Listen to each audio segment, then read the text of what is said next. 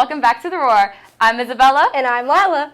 One of my favorite things about Christmas is decorating the tree and eating all of the delicious food. How about you, Isabella? You know, my favorite thing is always spending it with my family. That's always so nice. Bella. Lila. I forgot to write my Christmas wish list. Well, I better go do that. Now on to Man on the Street segment. I got a few questions for you. What is your favorite gift you ever received on Christmas? The Oculus VR I got like 2 years ago. Okay. And what do you want this year for Christmas? I want an Aloe set and a Lululemon set and some money. All right. Thank you. So what's your favorite gift you got as a kid? A motor scooter, All right, so like what do you want this year for Christmas? a coffee maker.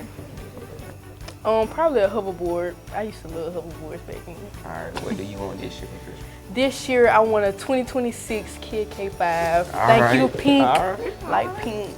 Yes. All right, thank you. And for your probably some service. money. Probably some money. And yeah. Officer Ivory. All right, Officer Ivory, I want to ask you a couple questions about Christmas.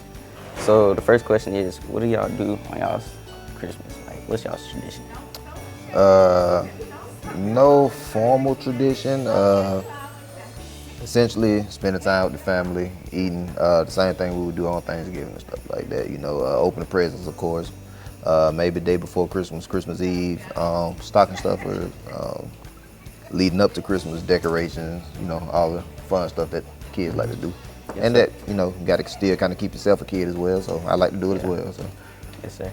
All right, my next question is, what's like your favorite Christmas gift that you got your kid, or anything like that?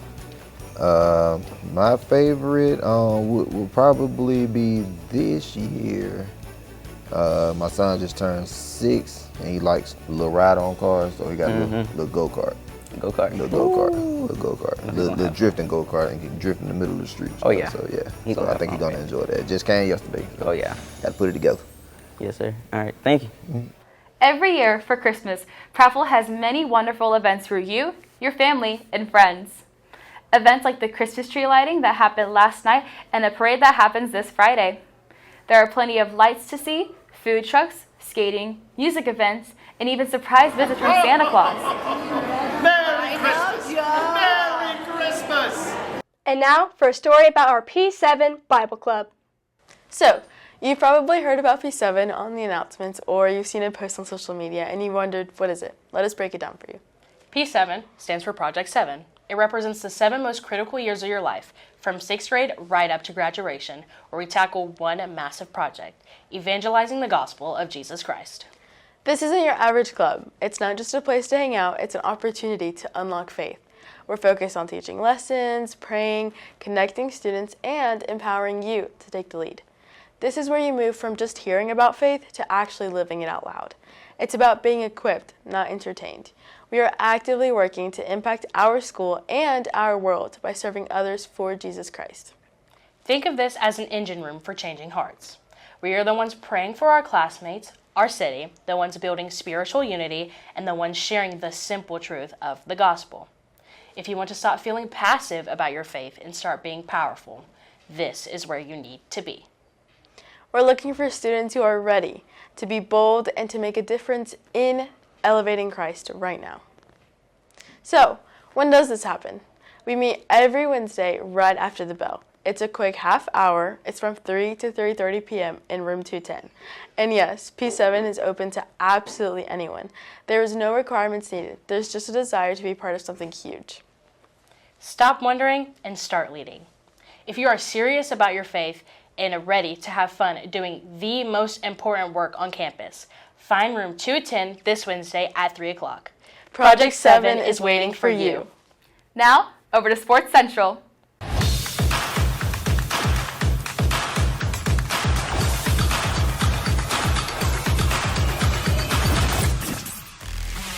Hey PHS, welcome back to Line Sports Central, where we give you some of the best sports news from our school to the pros. I'm Eli. And I'm JJ. And today with us today is our special guest, Ethan Humphrey. What's up, Lions? Here for some more sports talk.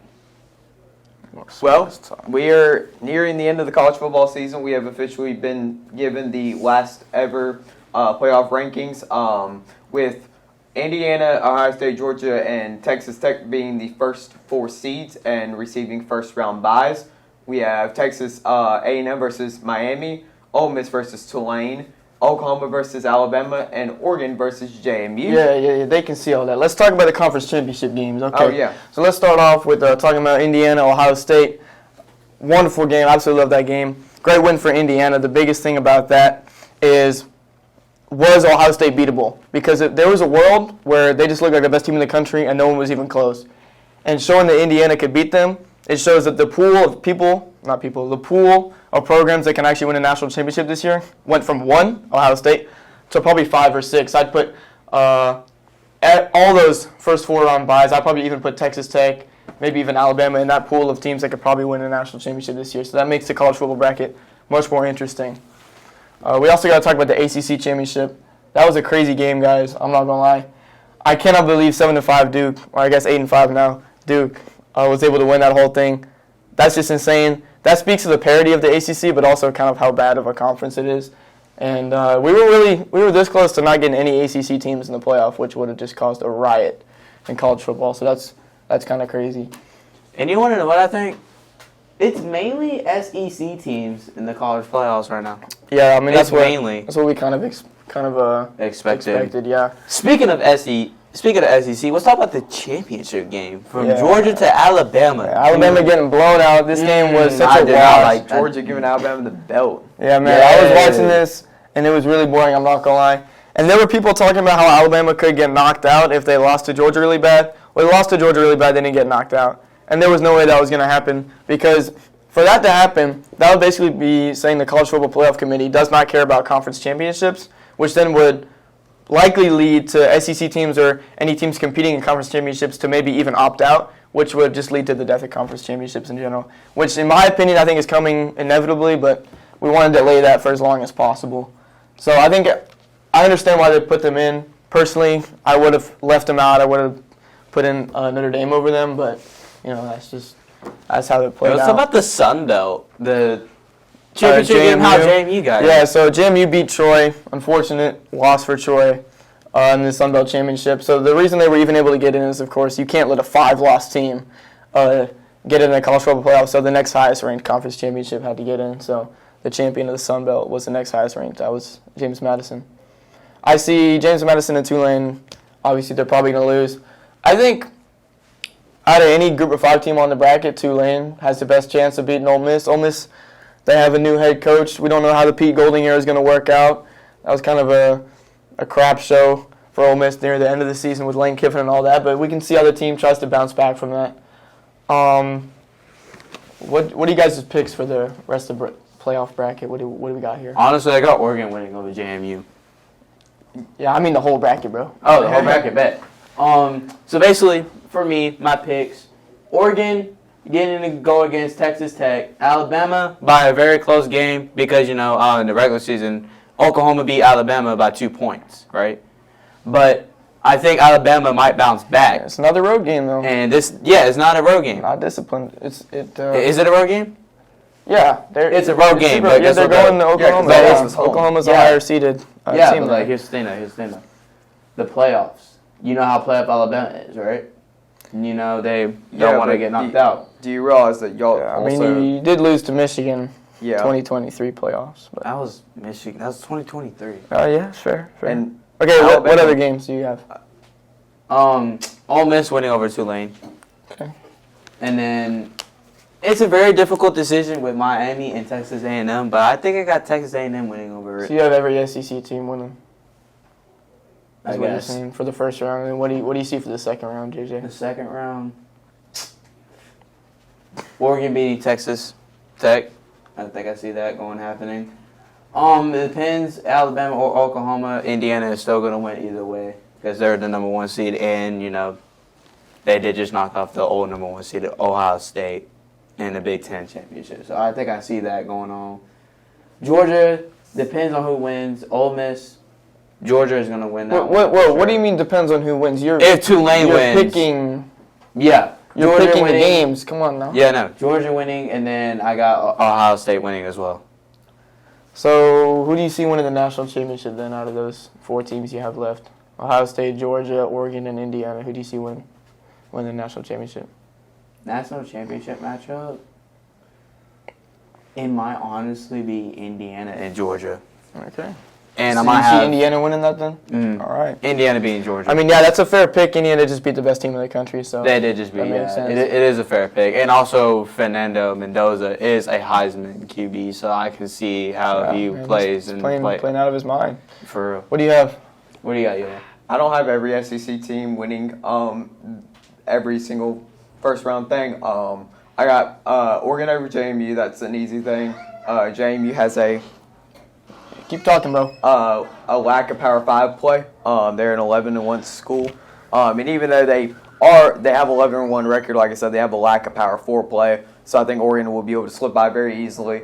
I have Oklahoma over Alabama. That's going to be a lot of controversy, and the fact is that Alabama got picked 9th was also a controversial call. Ole Miss over Tulane. In my honest opinion, I think Ole Miss will win over Tulane, but if Tulane over Ole Miss, that would be expected. Like Ethan said, the Ole Miss coaching scandal has been crazy and all over the place. So if I really had to pick, I would pull the upset and go Tulane over Ole Miss. And I also have Miami over Texas A&M. Texas A&M showed their butts off against Texas and let Texas whoop them. And so going into second round, I have Texas Tech probably barely beating Oregon, most likely. Indiana with, like you guys said, Fernando Mendoza beating Oklahoma. Georgia beating Tulane, and Ohio State beating Miami, which leaves the 4 teams left. I would say I agree with JJ. I think it'll be Indiana and Georgia in the national championship because Ohio State got shocked by Indiana. And even though they're not even playing on the side of the bracket that Indiana's on, I still think that it'll get shocked by Georgia and how well they played lately. So I have Indiana and Georgia in the national championship, and Indiana winning as well. Like I said, Fernando Mendoza is Heisman potential quarterback and a great guy, and I think Indiana will take it all the way. All right. Yeah, so do the same picks for national championship. I'm going to do a little something different here. Obviously, Oregon's going to beat JMU, no question about it. Oklahoma's going to beat Alabama. There is a question about it, but I'm going to say no question about it. I think Alabama's discipline on the road has not been there. Alabama's offense hasn't clicked how people have wanted it to recently. Oklahoma, last time they played, they showed those flaws, and I think they're going to show their flaws this game. And shoot, man, give me Tulane over Ole Miss. There's probably no shot of it happening, but I see in my mind, I see John Summerall, he's about to go to Florida. In his last coaching stint with the Tulane Green Wave, I see him upsetting the Ole Miss Rebels. Give me Miami over Texas A&M. Miami is a very talented team. I think Texas A&M, man, I just don't like Texas A&M, I'll be honest. I really don't like them in this playoff, man. I think that demoralizing loss against Texas did something to them, kept them out of the SEC championship, and I think they're going to find some way to lose this game. I don't think it's going to be a blowout by any means. I think it's going to be very close. All right, what else do we got here? So I got Texas Tech over Oregon. I have Indiana over Oklahoma. Georgia smokes Tulane.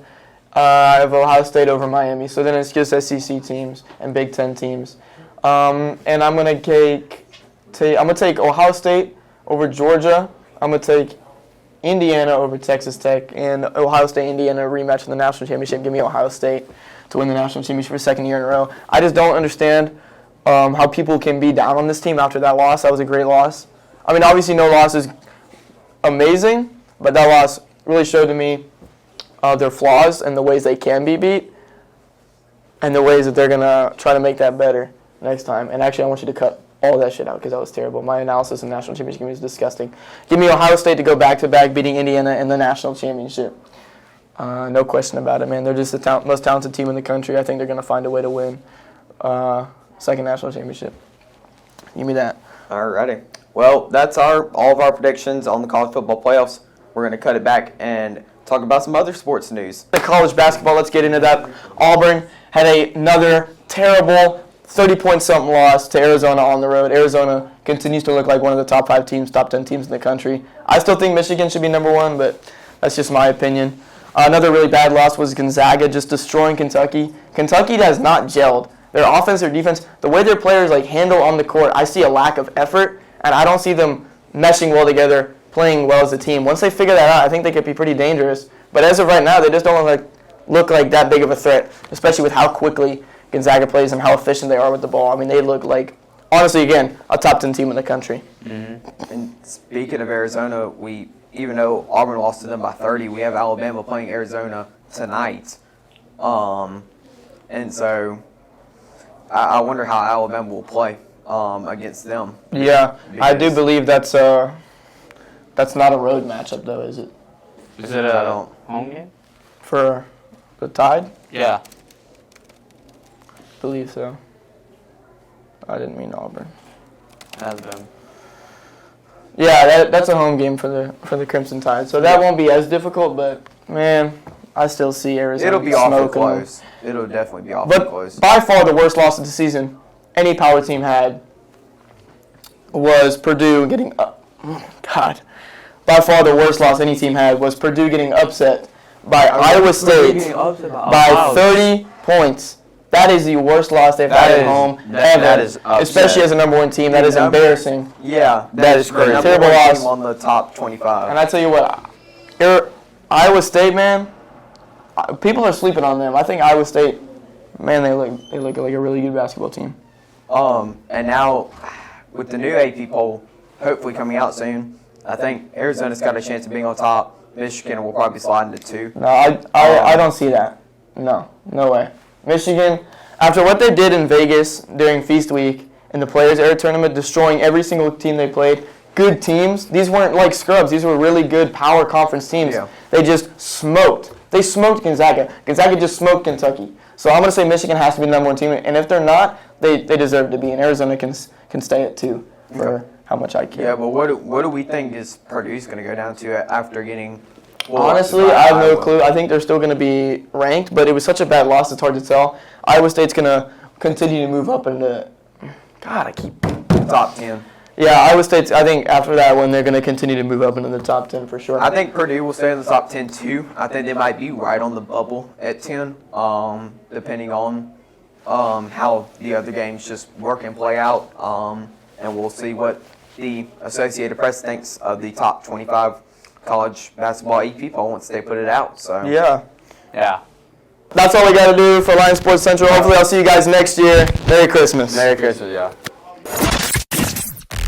Midterms begin next week on December 15th. Be sure to study hard and catch up on any missing work this week. After testing week, I know we will all be ready for the Christmas break, which is December 22nd through January 6th. We will return to school on January 7th. That is all we have today. We hope you have a great exam week and an amazing Christmas break. Well, I'm Lila. And I'm Isabella. And you just watched The Roar.